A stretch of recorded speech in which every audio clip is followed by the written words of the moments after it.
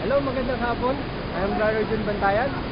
At sa hapon po ito ay narito po tayo sa lugar ng Sablan, Municipality of Sablan, kung saan po matatagpuan ang isa sa napakagandang waterfall sa ating likuran na may taas po itong almost 30 meters to 35 meters po ang taas. At napakalapit lang po nito sa Baguio City. It's about sa sasakyan po 30 minutes from Baguio City going here po sa Sablan. At napakaganda po ng waterfalls. May tatlong binabagsakan po siya ng tubig. Ito yung sa likod natin yung pinakataas.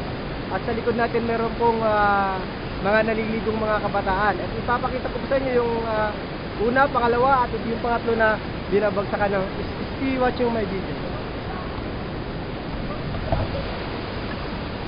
Ayan po yung sa baba. Ayan po yung unang binabagsakan.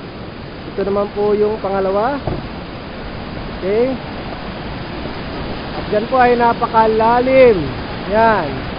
Wow, ang ganda. Okay. At higit po sa lahat, ito nga po yung isa sa napakaganda ng view dito po sa Tuba Benguet. Kung kayo po ay pupunta rito, mayroon lang kayong sasakyan at service, maglalakad lang kayo, mga siguro abutin po ng mga 10 to 15 minutes papunta po rito. At makikita nyo na po itong towing poles dito po sa Sablan. Napakaganda.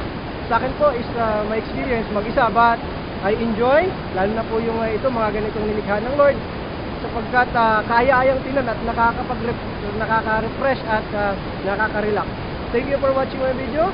I'm Brother Jun Bantayan. Ito ang aking paglalakbay. God bless you.